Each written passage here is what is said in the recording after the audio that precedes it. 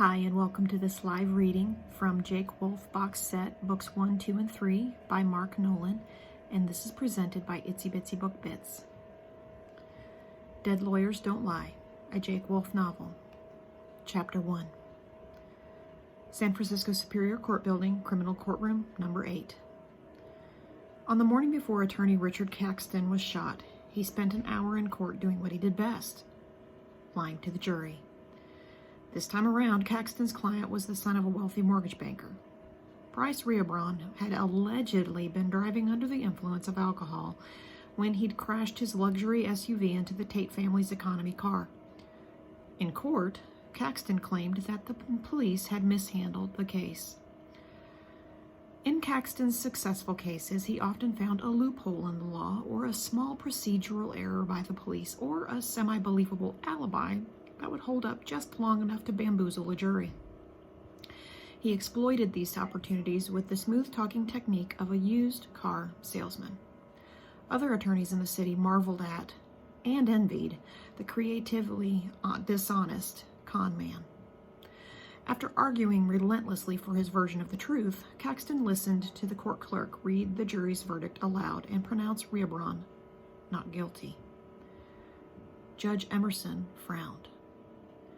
Caxton had to make an effort not to laugh. Brian Tate bolted from his chair and railed at the jury. How can you find him innocent when he was driving with a 0.15 blood alcohol level? Witnesses said he drank 7 beers before he crashed into our car and almost killed my wife and kids. Tate's wife, Judy, sat next to him with her arm in a plaster cast. The 12 jurors seated in the jury box averted their eyes and didn't reply to him. Tate turned and stared at Caxton and his client with the righteous fury of someone who had been cheated out of justice. Judge Emerson slammed his gavel down. Order. Sit down, Mr. Tate. Caxton and his client just sat there gloating and trying not to laugh at Tate, the working man in his department store suit and tie. Tate curled his lip and ignored Judge Emerson's warning and jabbed his finger at Caxton. Anyone else would be going to prison now, but your client had the cash to hire the best lying lawyer that money can buy. Somebody ought to teach you two a lesson, the hard way. Mr. Tate, that is enough, Judge Emerson said as he banged his gavel again. Do not test my patience or you will find yourself held in contempt of court. Tate took a deep breath and let it out, struggling for control. Yes, Your Honor. He sat down, but continued to glare at Caxton. Caxton shrugged and maintained his cool and professional appearance. He had perfect teeth, a year-round tan, manicured fingernails, and the latest hairstyle. His suits, shirts, and ties were all custom-made by the finest tailors in the financial district. Caxton was used to having that level of helpless anger leveled at him. He couldn't have cared less about it. He'd earned a reputation as the lawyer you loved to hate. But as he often said, being hated sure did pay well. Caxton's favorite story was about a client who had asked him if he could seek justice. He'd answered yes, and how much justice can you afford to buy today? You are now free to go, Mr. Reabron, Judge Emerson announced. Reabron grinned and shook hands with Caxton, then exited through a side door. He was already sliding into a waiting limousine when Emerson dismissed the jury. Caxton headed toward the front entrance of the court building with his head held high. He went outside and faced the news reporters and gave a brief but well-rehearsed speech. Today, justice was served. My client was found not guilty by a jury in a court of law. Thank goodness we live in a country where lawyers can protect honest, hard-working people such as my client from false accusations. Reporters yelled questions at Caxton about his celebrity client, but he walked away looking pious. His publicist would issue a statement to the press any minute now. As he strolled toward the parking lot and his brand new BMW, he didn't notice someone sitting in a car, watching him. Chapter 2. Photojournalist Jake Wolfe sat in his Jeep Grand Cherokee and watched Caxton walk toward the parking area. The television news station where Jake worked had assigned him to get photos or video of Caxton doing something scandalous. He'd been following the lawyer for days. Jake glared at the slick attorney as his thoughts turned once again to the previous weekend.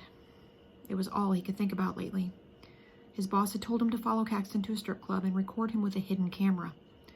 The pounding music at the club had been so loud that Jake had missed a call from Stuart, one of his best friends from when he'd served in the Marines.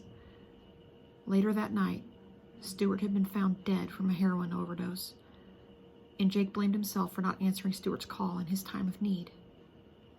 And he resented his employer and Caxton for causing him to go on the assignment. He took a deep breath and let it out. His hangover today wasn't as bad as the one he'd had yesterday or the day before. He took a drink from a bottle of water and promised himself he'd stop using whiskey to numb the pain. Last night, his fiancée, Gwen, had told him he needed to get over Stuart and move on. She may have been right, but when she talked that way, Jake felt he should get over her and move on. For a moment, he considered quitting his job, canceling the wedding, and borrowing a friend's powerboat. A few weeks alone at sea might do him good.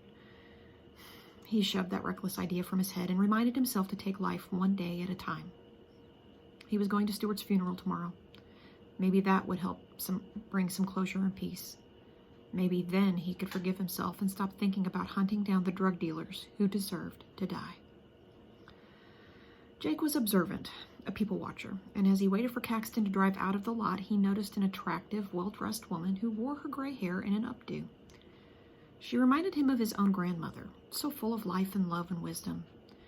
As she was getting into her car, a man in a dark hoodie and filthy jeans stood up from where he'd been crouched between two parked cars. He grabbed her purse and shoved her to the ground and took off, running toward Jake's vehicle. Jake opened his car door, shoving it fast and hard and straight-arming it like a football player. The door and the purse snatcher collided, and the door won. The thief's face smacked into the window, his knees banging against the metal. He bounced off and landed flat on his back on the pavement, dropping the purse as he fell. Jake got out of his vehicle, closed the door, and stood looking down at the thief. A bruise began forming on the man's forehead. He struggled to his knees and glanced at the purse on the ground near Jake's feet. Jake shook his head at him. "Leave it." The thief had the sunken eyes and sallow complexion of a meth addict. He looked Jake up and down and grimaced as if seeing his worst-case scenario, a vigilante who still believed in chivalry. Jake took a step forward and raised his eyebrows. "I'm going to give you to the count of 3. 1, 2. The man reacted in a fight-or-flight response that came from deep within the recesses of his chemically cooked lizard brain. He got up and ran across the street with surprising speed, vanishing around the corner into a crowd of pedestrians. Jake picked up the purse and walked past several parked cars to where the woman was standing and handed it to her. "Are you all right, ma'am?" "Yes, I'm fine. Thank you for stopping that thief." "You're welcome." "Are you an undercover police officer or just a man who believes in doing the right thing?" "Actually, I just lost my temper there for a minute." Her eyes opened wide. Jake held the car door as she got into her vehicle. He stood there and waited until her door was closed and locked and the engine running. She waved as she drove off. Jake nodded and walked back to his Jeep.